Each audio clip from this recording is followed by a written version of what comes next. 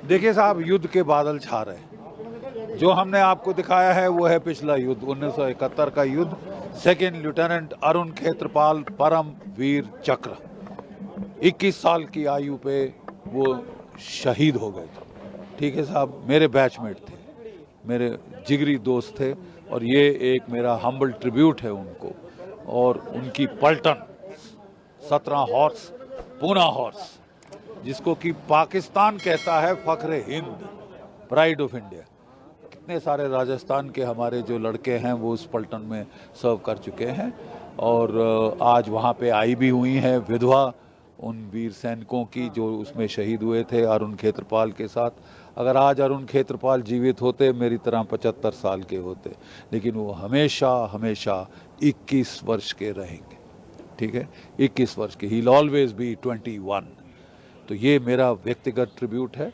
और हमने खास रिक्वेस्ट किया था डिप्टी चीफ मिनिस्टर साहिबा को, दिया कुमारी जी को, कि वो आएँ, क्योंकि हम एक ट्रिब्यूट देना चाहते हैं उनके पिताश्री को, महाराज भवानी सिंह, ब्रिगेडियर भवानी सिंह महावीर चक्र।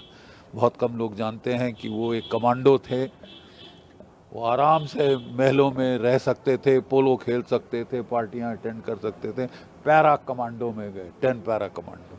और जो जौहर उन्होंने 1971 में दिखाया, वो डीपेस्ट रेड 80 किलोमीटर पाकिस्तान में घुस के तबाही मचा दी।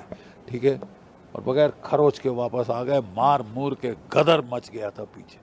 तो हमारी बड़ी ख्वाहिश थी कि हम इन कमांडो किंग, ये हमारी अगली प्रस्तुति है जो हम करने वाले हैं, तो इसके लिए हमने उनसे रिक्वेस्ट किया था कि वो भी इसे देखें। हमारी जो शैली है युद्ध को दर्शाने की, उनको आइडिया हो जाएगा। तो एक व्यक्तित्व को, जैसे कि आपने इस पिक्चर में देखा, जो भाई है वो अपने भाई के बारे में बात कर रहा है, so that flashes out the narrative, flashes out the this thing, एक ह्यूमन फेस देता है इसको।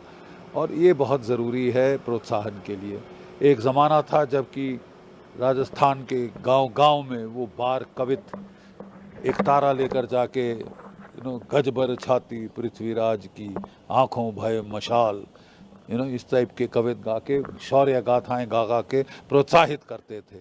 तभी हमारी शौर्य की परंपरा जीवित है। और अब शौर्य दिखाने का समय आ गया है।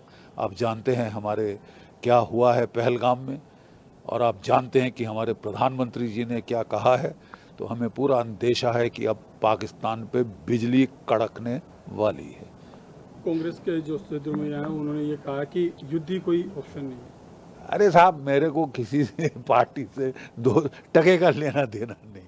ठीक है साहब, हम देखिए, हम सब भारतीय हैं, और जब युद्ध आता है, युद्ध के बादल छाते हैं, सब एकजुट हो जाते हैं। मैं बिल्कुल ऐसे बयानबाजी में विश्वास नहीं करता।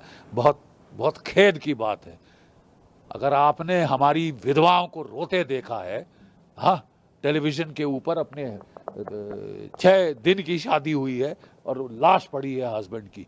अबे कितने लाशें गिराएंगे हम इस तरह की यार? कब तक हम ये चुपचाप सहेंगे? आप कह रहे हैं कि मर जाए तो मर जाए साहब, हम तो जिंदा हैं। अरे तुम चुल्लू भर पानी में डूब के मर जाओ। ऐसे मौके में अगर आपका खून नहीं खौलता तो ये खून नहीं, पानी से भी बदतर है, नाली का पानी है।